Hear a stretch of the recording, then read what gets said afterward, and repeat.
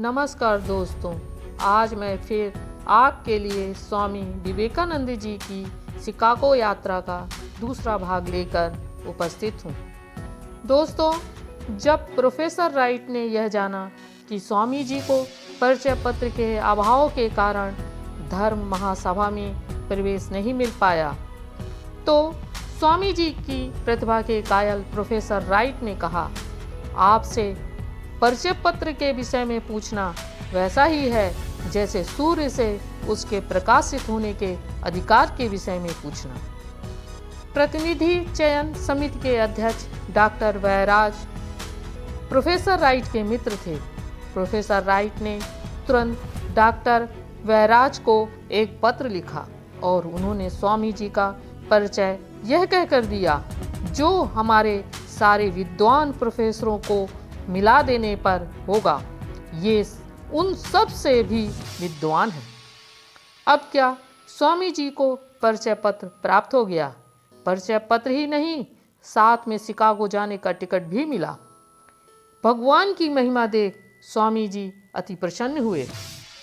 Boston में 3 सप्ताह व्यतीत करने के उपरांत स्वामी जी 9 सितंबर 1893 को शिकागो पहुँचे।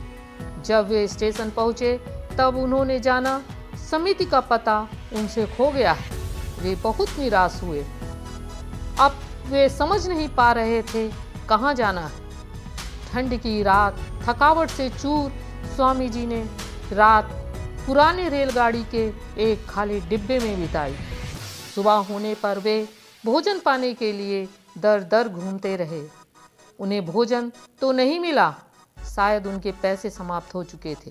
अंत में थक कर वे सड़क के किनारे चुपचाप बैठ गए और उन्होंने सोचा, जैसी ईश्वर की मर्जी वैसा ही करेंगे।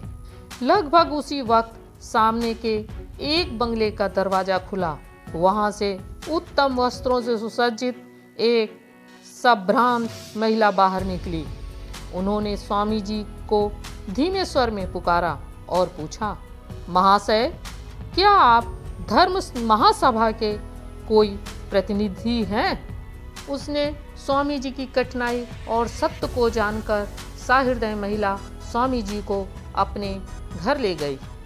उन्हें वचन दिया कि जलपान के बाद वे स्वयं उन्हें धर्म सभा के कार्यालय में ले जाएंगी।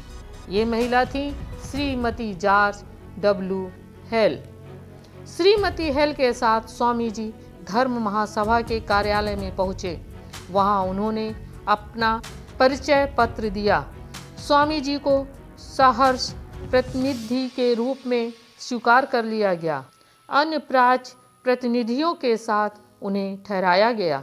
11 सितंबर की सुबह धर्म महासभा शुरू हुई। स्वामी जी ने अपने भाषण में जहां संबोधन के ये शब्द कहे, अमेरिका निवासी बहनों और भाइयों, सभा के सत लोग तालियों की गड़गड़ाहट करते हुए उछलकर खड़े हो गए। ऐसा महसूस हो रहा था मानो स्वामी जी की प्रशंसा करने के लिए सारी धर्म सभा मानो पागल हो गई हो। जब लोग चुप हुए तो उन्होंने वैदिक सन्यासियों की ओर से सबका अभिनंदन किया। तत्पश्चात उन्होंने हिंदू धर्म को समस्त धर्मों की जननी के रूप में उपस्थित किया। अब 20 सितंबर को संक्षिप्त भाषण में स्वामी जी ने कहा कि भारत में धर्म का बिल्कुल अभाव नहीं है, क्योंकि धर्म उनके यहाँ पर्याप्त है। उन्होंने कहा कि भारत में दरिद्रता है और वे अमेरिका में अपने गरीब देशवासियों की सहायता मांगने ही यहाँ आए हैं। दर्शकों ने यह समझा कि यह अलौकिक वक्ता एक महान देशभक्त भी है। इस प्रकार उनके भाषण प्रतिदिन चलते रहे और 27 सितंबर को अंतिम सत्र में उन्होंने कहा, सारे प्रतिरोधों के बावजूद प्रत्येक धर्म की पताका पर यह लिखा होगा, सहायता करो, लड़ो मत, परभाव ग्रहण न कि परभाव विनाश, समन्वय और शांति न कि मतभेद और कलह। इन शक्ति संपन्न शब्दों का बड़ा ही प्रबल प्रभाव सम्मेलन पर पड़ा।